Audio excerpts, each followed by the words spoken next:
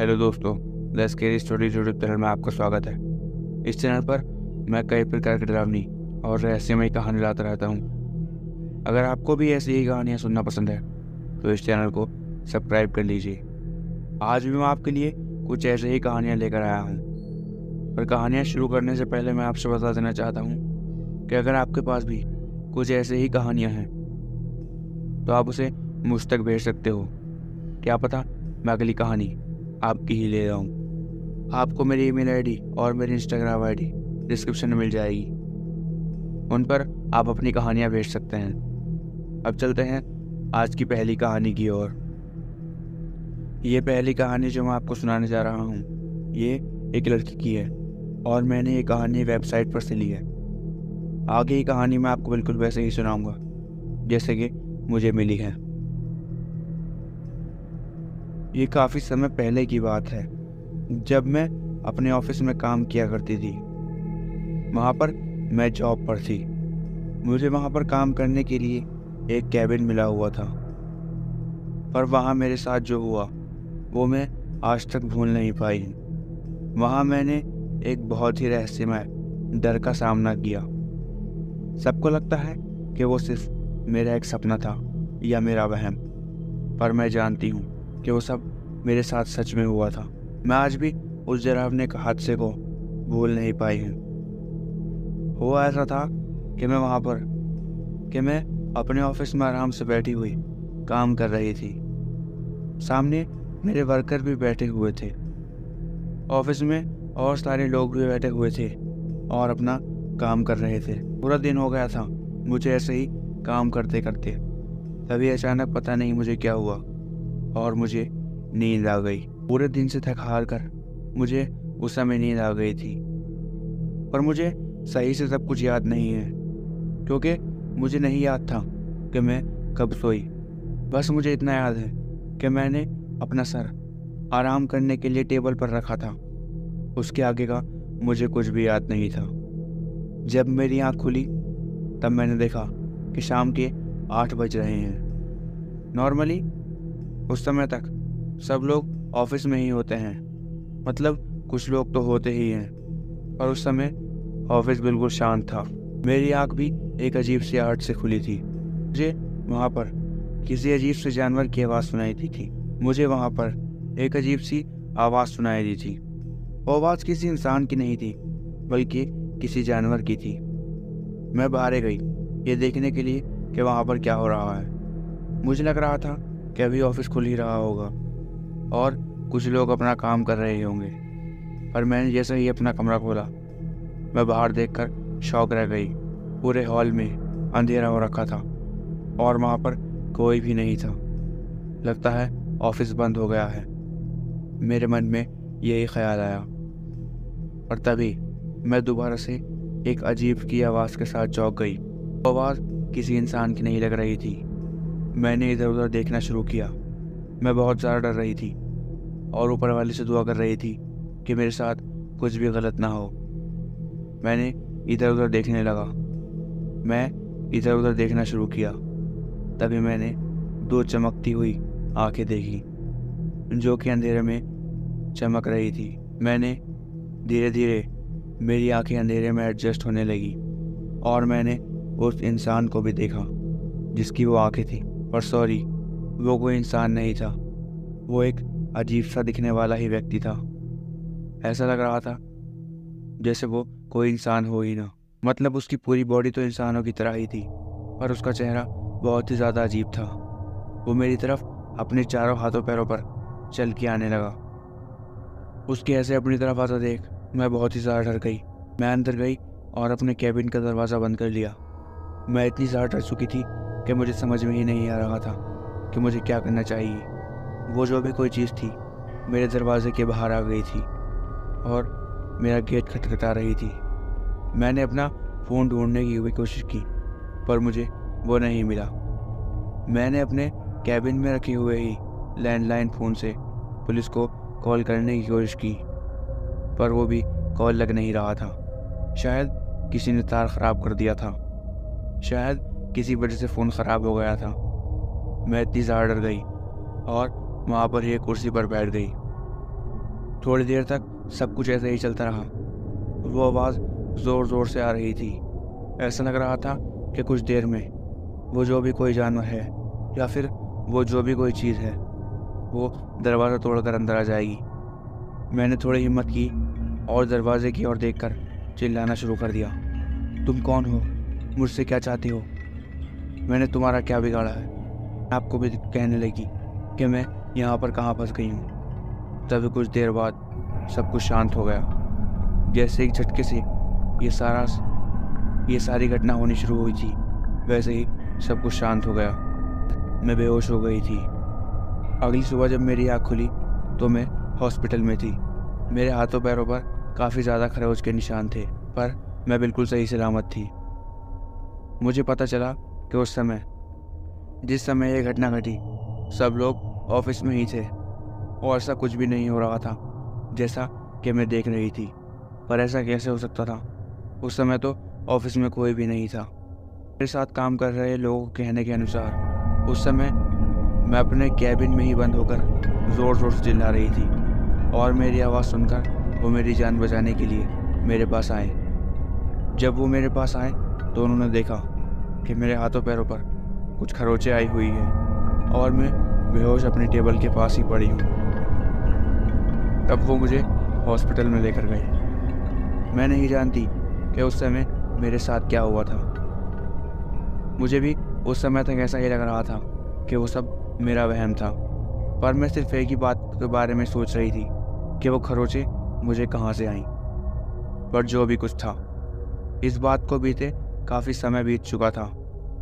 पर तभी एक और घटना सुनने को मिली। जो वॉचमैन मेरे ऑफिस पे था उसने भी रात को कुछ ऐसी ही चीज़ नोटिस की। उसने ये सारी बात सब लोगों को बताई, पर किसी ने भी उसकी बात पर यकीन नहीं किया। उसके लगभग 2-3 दिन बाद ही उस वॉचमैन की अचानक से मौत हो गई, वो भी बहुत ही अजीब तरीके से। उसके हाथों पैरों पर कुछ अजीब से खरोंचे जाने के निशान थे और बस, और कुछ नहीं था। पोस्टमार्टम में पता चला कि उसकी मौत दिल का दौरा पड़ने की वजह से हुई है, जिसका मतलब था कि उसने कोई ऐसी खतरनाक चीज़ देख ली थी जो उसे नहीं देखनी चाहिए थी। जिसका मतलब था कि या तो उसकी मौत नेचुरल हुई है या फिर उसने कोई ऐसी चीज़ देख ली थी जो उसे नहीं देखनी चाहिए। उस घटना के कुछ समय बाद से ही मैंने भी वो ऑफिस छोड़ दिया। उस समय के बाद भी मैंने काफ़ी देर तक अपने ऑफिस में काम किया है, पर कभी फिर कभी मुझे ऐसा कुछ सामना नहीं करना पड़ा। ये पहली कहानी यहीं तक थी। अब बढ़ते हैं आज की दूसरी कहानी की ओर। ये दूसरी कहानी जो मैं आपको सुनाने जा रहा हूँ, ये भी मैंने एक वेबसाइट पर से ली है और आगे की कहानी मैं आपको बिल्कुल वैसे ही बताऊँगा जैसे कि मुझे मिली है। मुझे ऐसा लगता है कि वो मेरी ज़िंदगी का सबसे मनहूस दिन था जिस दिन मेरे साथ ये घटना घटी। वो मंजर आज भी कई बार मेरे सामने आ जाता है। मैं उसको आज तक भी नहीं भूल सका हूँ जो उस दिन मेरे साथ हुआ। उस दिन मैं अपना स्कूल पूरा करने के बाद अपने ट्यूशन की ओर चला गया और ट्यूशन से मैं सीधा अपने एक दोस्त के यहाँ पर आ गया था, क्योंकि उस दिन मुझे मेरे दोस्त ने बुलाया था साथ में पढ़ाई करने के लिए। मैंने अपने माता पिता को भी सारी बातें बताई थी, इसलिए उनकी तरफ से कोई टेंशन की बात नहीं थी, पर टेंशन तो अब शुरू होने वाली थी। अपने दोस्त के साथ पढ़ाई करते करते समय का अंदाज़ा ही नहीं हुआ कि कब शाम के 7 बज गए। उस समय काफ़ी ज़्यादा अंधेरा भी हो गया था और मेरे दोस्त के घर से मेरा घर काफ़ी दूर भी है। इसी वजह से मुझे आने में काफ़ी ज़्यादा देर होने वाली थी। मैं परेशान हो गया क्योंकि मैंने अपने घर वालों से नहीं बताया था कि मुझे आने में इतनी देर हो जाएगी। पर जो भी था, अब मुझे अपने घर के लिए जाना था। मुझे वहाँ से निकलने में काफ़ी समय हो गया था, इस वजह से मैं जल्दी जल्दी अपने घर की ओर जाने लगा। उस समय मेरे पास अपना मोबाइल भी नहीं था। मैं जल्द से जल्द अपने घर जाना चाहता था। इसी चक्कर में मैंने एक शॉर्टकट ले लिया। मेरे दोस्त के घर से मेरे घर को जो मेन रोड जाता है वो तो काफ़ी अच्छा है, पर ये जो शॉर्टकट मैंने लिया था ये ज़्यादातर सुनसान ही रहता है। ऐसा नहीं था कि इस रास्ते से मैं पहली बार जा रहा था। मैं पहले भी काफ़ी बार इस रास्ते से जा चुका था, शाम के समय भी, पर उस समय मेरे साथ कुछ भी अजीब नहीं हुआ। पर आज जो कुछ होने वाला था वो मुझे आज भी डरा देता है। मैं उसी रोड पर आगे बढ़ने लगा और मैं जल्दी जल्दी चल रहा था जिस वजह से मैं अपने घर जल्दी जा सकूं। पर तभी पता नहीं क्या हुआ कि मुझे बहुत ही ज़्यादा डर लगने लगा। उस समय उस रास्ते के आसपास पेड़ पौधे वगैरह भी हैं और उसमें से हमेशा किसी न किसी जानवर की या किसी कीड़े मकोड़ों की आवाज़ आती ही रहती थी। पर उस दिन वहाँ बिल्कुल भी आवाज़ नहीं आ रही थी।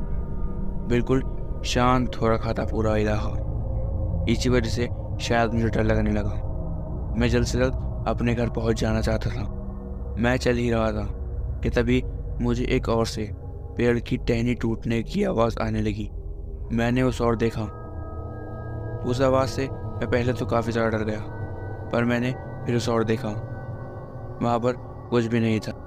तभी मैं अपना ध्यान रोड की तरफ करके मैं उस आवाज़ से अपना ध्यान हटाकर आगे बढ़ ही रहा था कि तभी मुझे अचानक से मेरा नाम पुकारते हुए किसी के हंसने की आवाज़ आने लगी। वो सुनकर मैं बहुत ही ज़्यादा डर गया। वो आवाज़ मेरे पीछे से आ रही थी। मैंने पीछे मुड़कर देखा, वहाँ पर एक आदमी खड़ा हुआ था।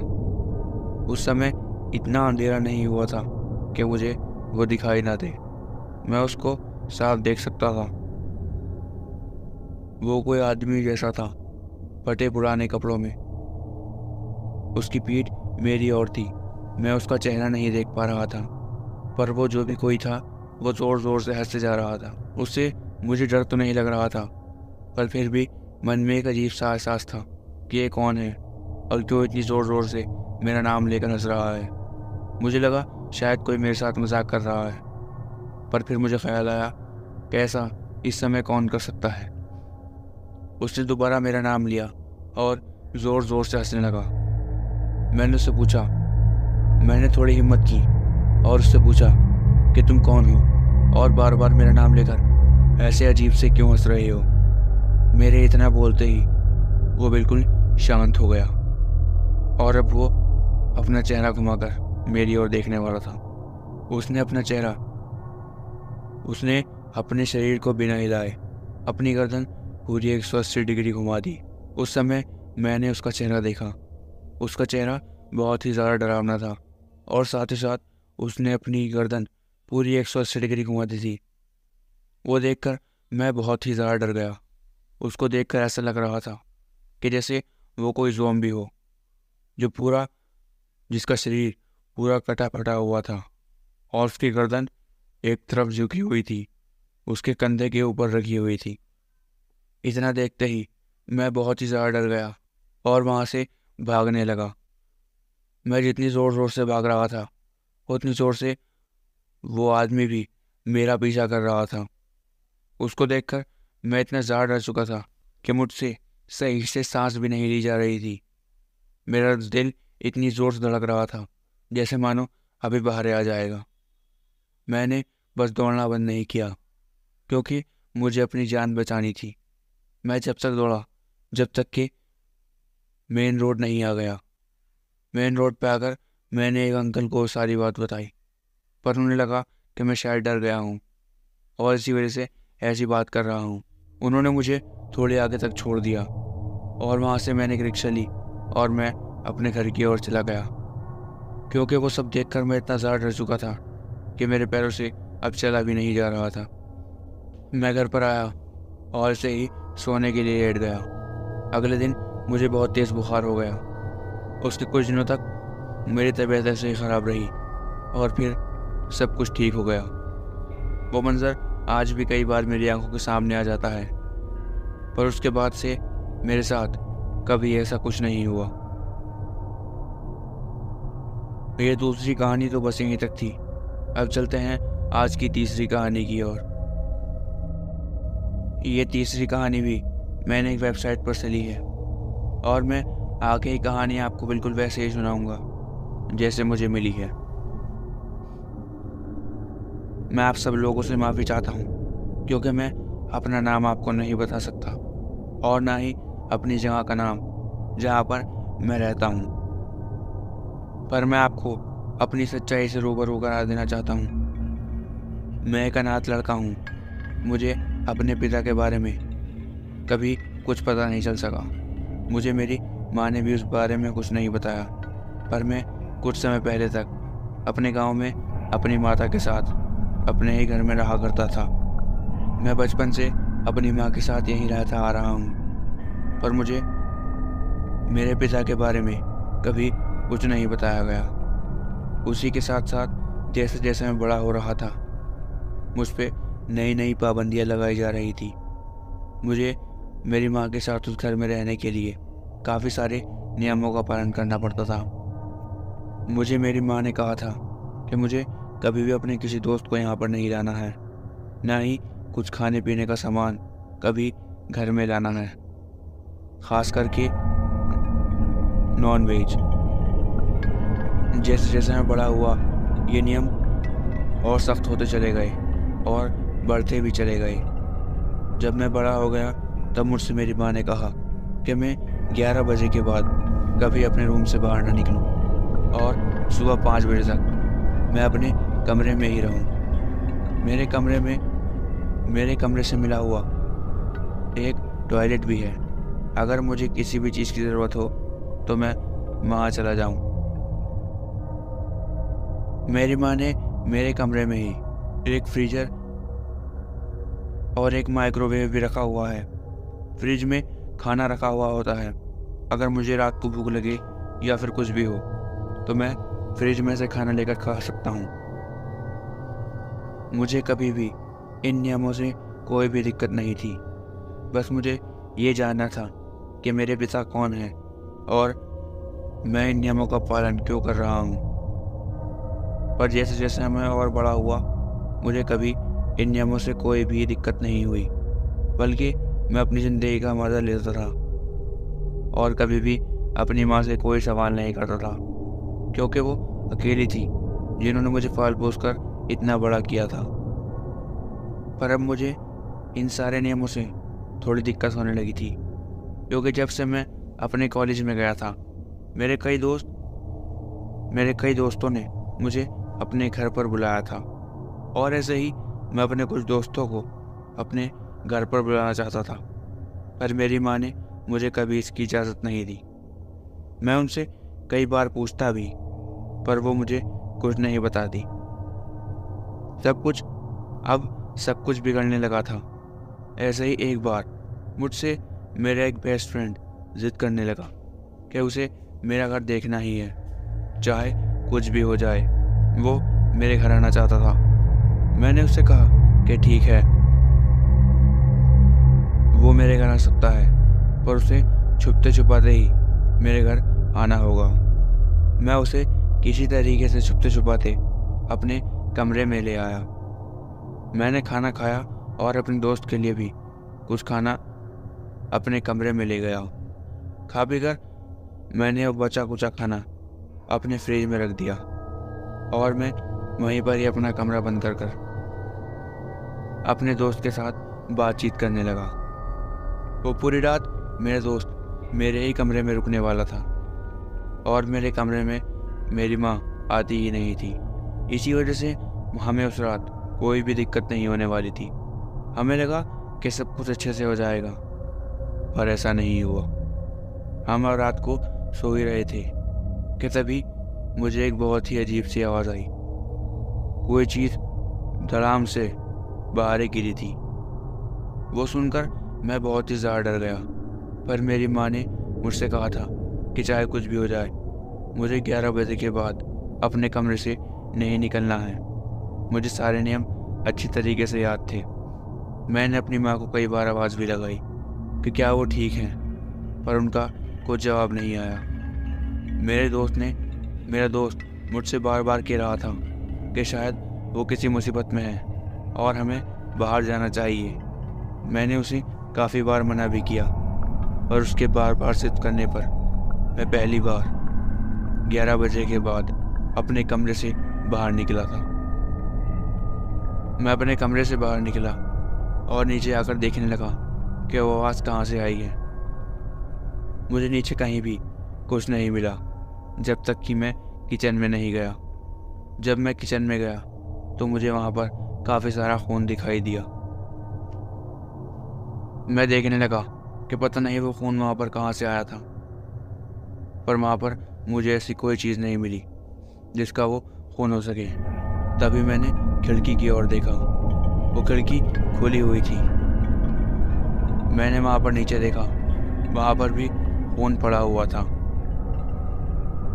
मैंने खिड़की के बाहर देखा, खिड़की के बाहर भी काफ़ी खून पड़ा हुआ था। अब मुझे समझ में आ गया था कि मेरी माँ शायद यहाँ से बाहर कूद गई है और कहीं चली गई है, या फिर कोई ज़बरदस्ती उन्हें यहाँ से ले गया है। मेरे दोस्त ने जल्दी से पुलिस को बुलाने के लिए कहा। हमने कुछ देर वहाँ पर इंतज़ार किया।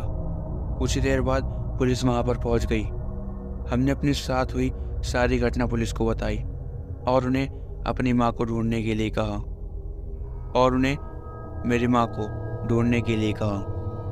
उन्होंने सारा मसला सुना और वे मेरी माँ को ढूंढने में जुट गए। उन्होंने पूरे घर की भी अच्छी तरीके से तलाशी ली और फिर उस खिड़की की ओर भी आकर देखा जहाँ पर खून पड़ा हुआ था, और उस खिड़की की ओर आके भी देखा जहाँ पर खून पड़ा हुआ था। मेरे आसपास, हमारा घर जिस जगह पर है उधर आसपास थोड़ा एरिया जंगल का भी है। पुलिस ने उधर की ओर छानबीन की और उन्हें मेरी माँ मिल गई, पर अब वो जिंदा नहीं थी, वो मर चुकी थी। ये सुनकर मैं बहुत ही ज़्यादा रोने लगा। वो इससे भी ज़्यादा हैरान कर देने वाला था। पुलिस वालों ने मुझे बताया कि मेरी माँ मरी नहीं है, पर उन्होंने सुसाइड की है।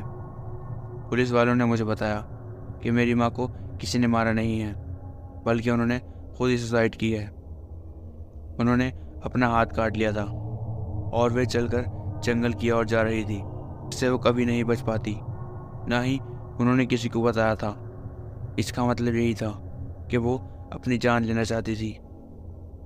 मैं मानता हूँ कि मेरी माँ बहुत ही डिप्रेशन से गुजरी है।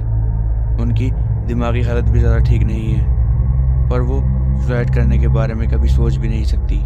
पर अब तो ये सब हो चुका था। मेरे फ्रेंड के फैमिली वालों ने मेरी माँ के फ्यूनरल का सारा इंतज़ाम किया और वे मुझे भी अपने साथ ले गए, क्योंकि अब मैं अनाथ हो चुका था। पर मेरे आज भी एक बात समझ में नहीं आती है कि मेरी माँ ने ऐसा किया क्यों। क्या मैंने कोई गलती की थी अपने दोस्त को अपने घर में लाकर? पर उन्हें मुझे कुछ बताना तो चाहिए था। पता नहीं उन्हें ऐसा क्यों किया। मैं यही सब बातें सोच रहा था, पर अभी कुछ दिनों पहले मेरी माँ वापस आ गई हैं। उन्होंने मुझे थोड़ी डांट भी लगाई अपने दोस्त को घर लाने के लिए, पर अब वो मुझसे बिल्कुल भी नाराज़ नहीं है। अब वो मेरे साथ रह रही हैं, और अब मैं ये बात किसी को नहीं बताऊंगा और ना ही अपने किसी दोस्त को अपने घर पर लाऊंगा। ये वीडियो बस यहीं तक था। अगर आपको ये वीडियो पसंद आया हो तो आप इस वीडियो को लाइक कीजिए। ऐसे ही और वीडियो के लिए हमारे चैनल को सब्सक्राइब कर लीजिए। और अगर आपको भी अपनी कोई कहानी भेजनी है तो आपको मेरी ईमेल आईडी और मेरी इंस्टाग्राम आईडी की लिंक डिस्क्रिप्शन में मिल जाएगी। आप मुझे वहाँ से भेज सकते हैं। मैं मिलता हूँ आपको किसी और वीडियो में। तब तक के लिए अलविदा।